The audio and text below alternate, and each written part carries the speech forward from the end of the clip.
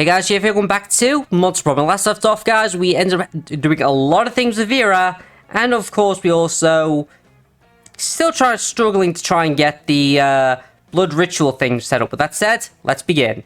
Alright, let's see once if I just buy the item I need.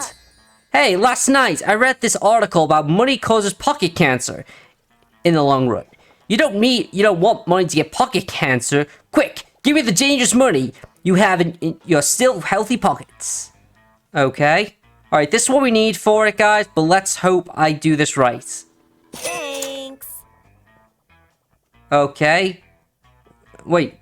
Okay, I got perv as an achievement. Good to know. Alright.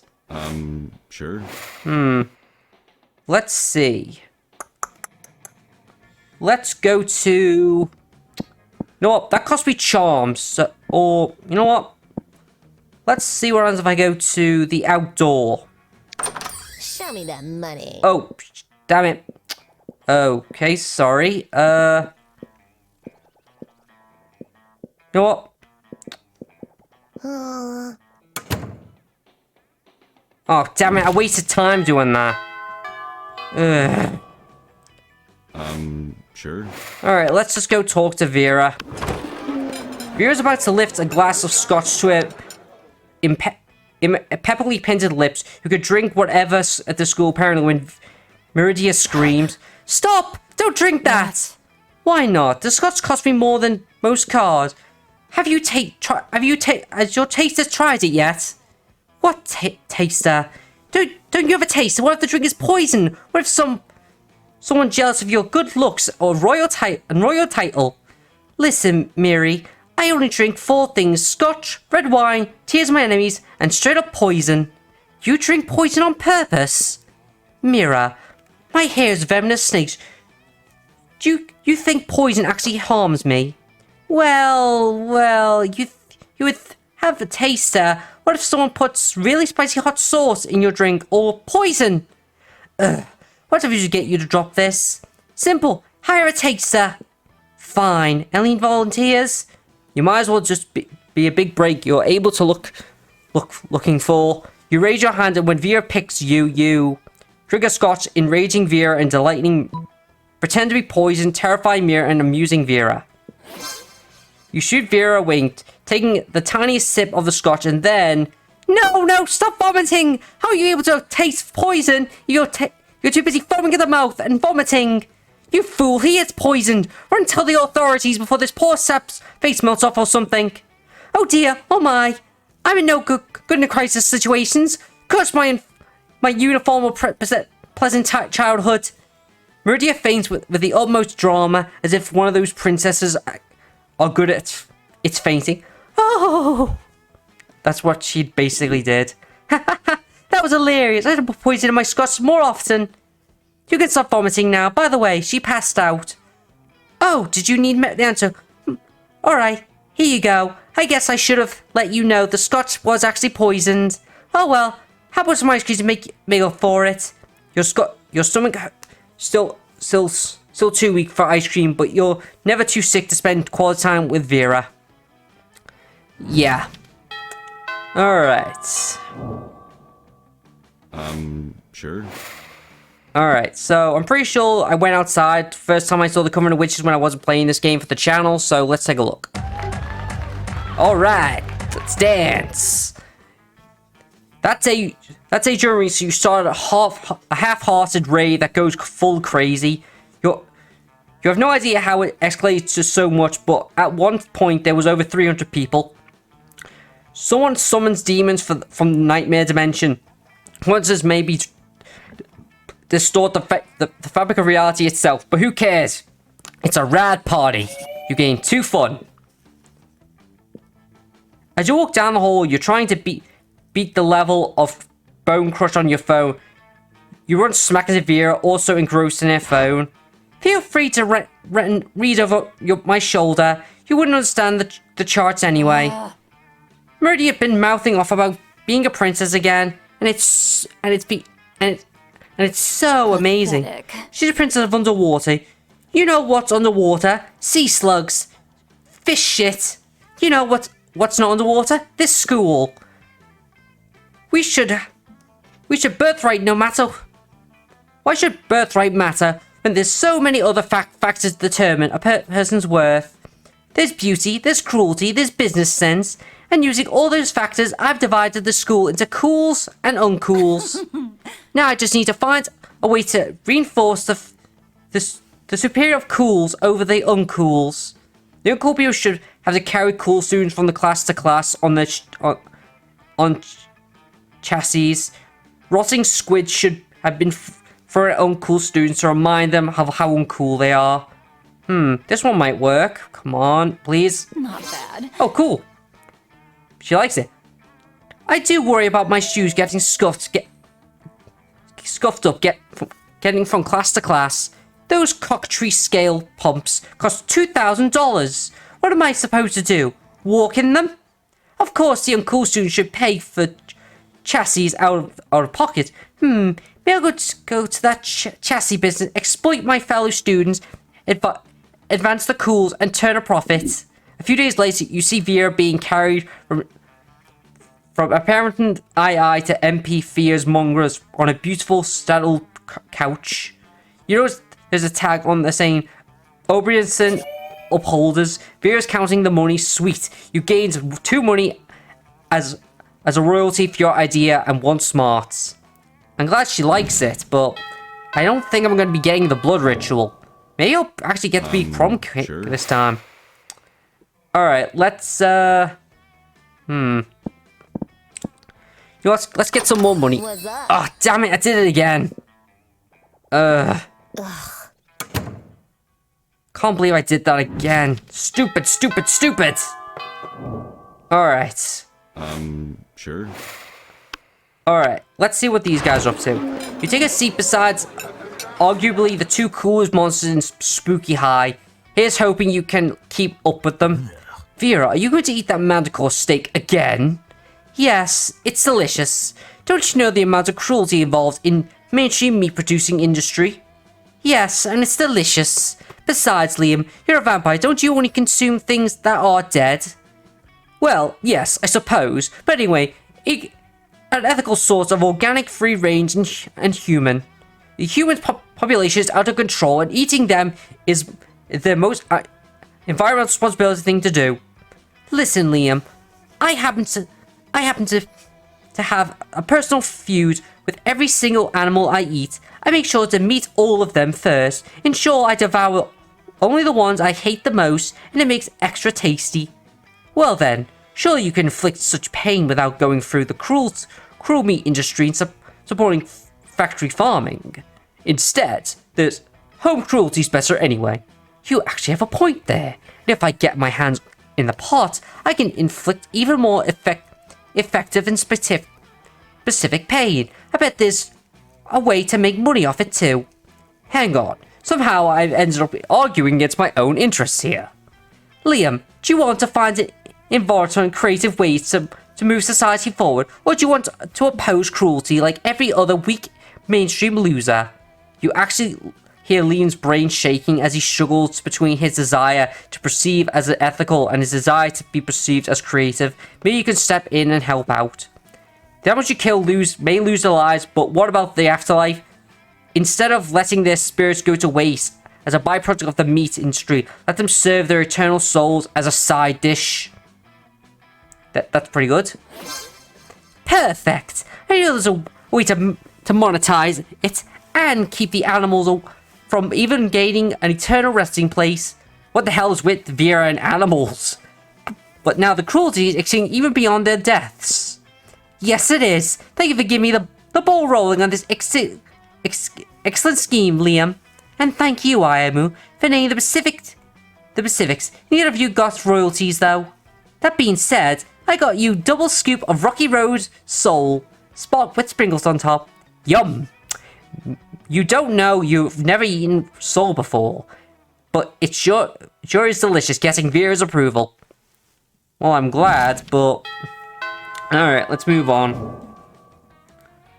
Okay. Sure. Alright, alright, let's go to the rave again. Alright. The That day during recess, you start a half an hour rave that goes full crazy. You talk to Gurion, the small magical Latino cat, when he tells you won't even be as fun as Bob the scary clown.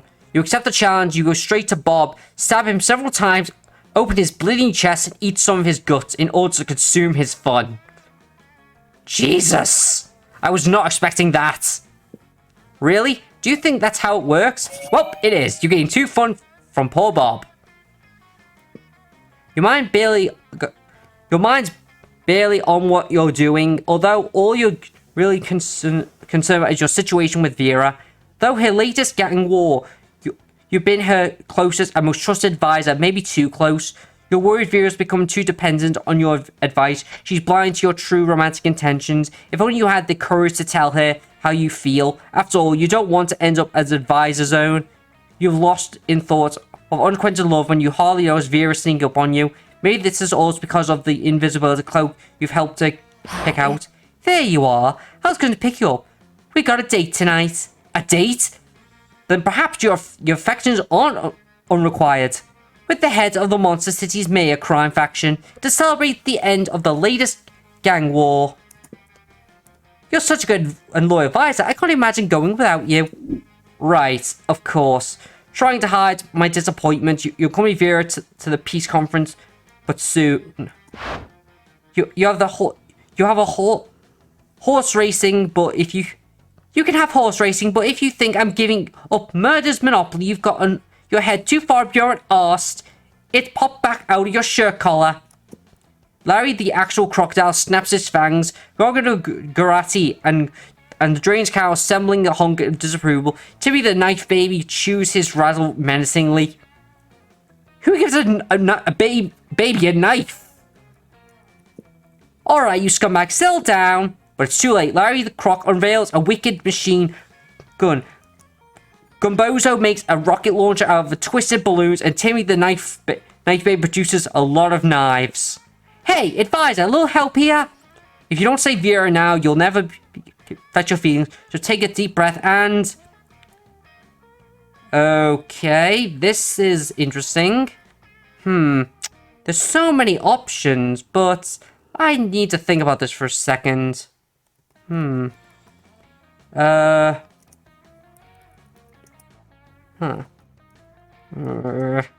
know what, guys? Give me a minute. I'll be back in a sec.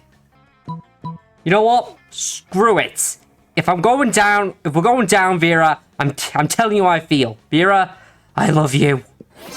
With no thought of the danger you're in, you turn to Vera, bare your soul. You confess that you've been advising her for the whole time, not out of love of crime, but out of love of her. I don't say, particularly because I'm in the middle of a very tense standoff. If the tense standoff suddenly becomes tender, as the underlings to the other crime lords follow your example, Larry's croc salamander sidekick admits to years of repressed longing.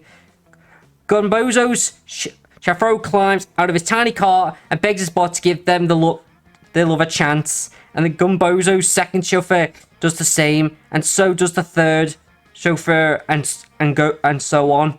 Timmy the knife baby's wet nurse confesses a fatal attraction to her little lord. Okay, someone call the FBI. That's not good. Gumbozo's various chauffeurs jealously fight for his love, killing each other in the process.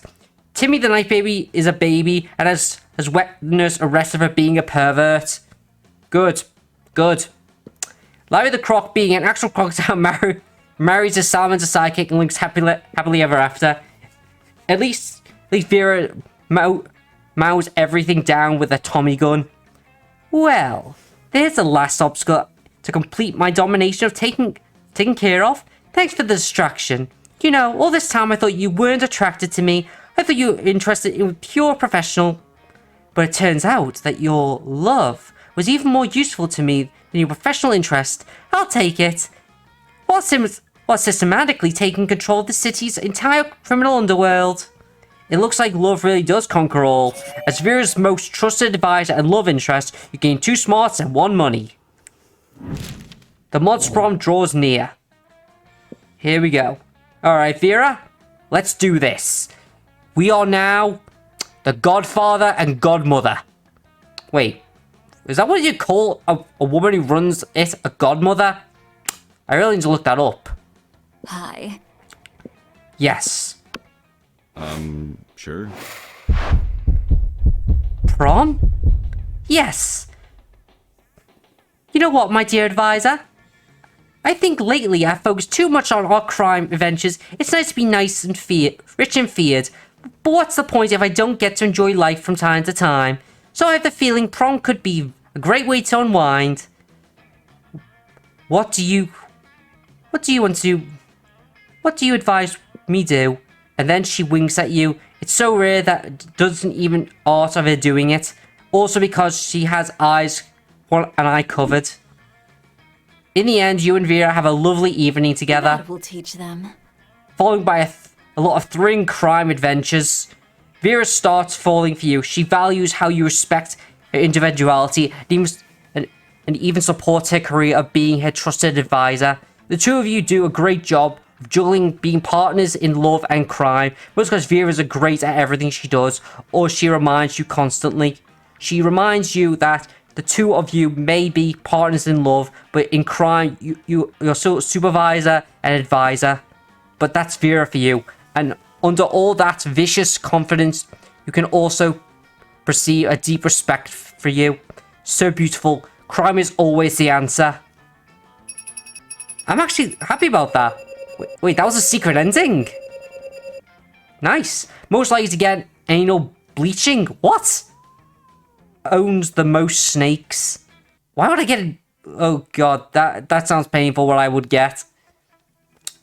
Okay. The 6 weeks...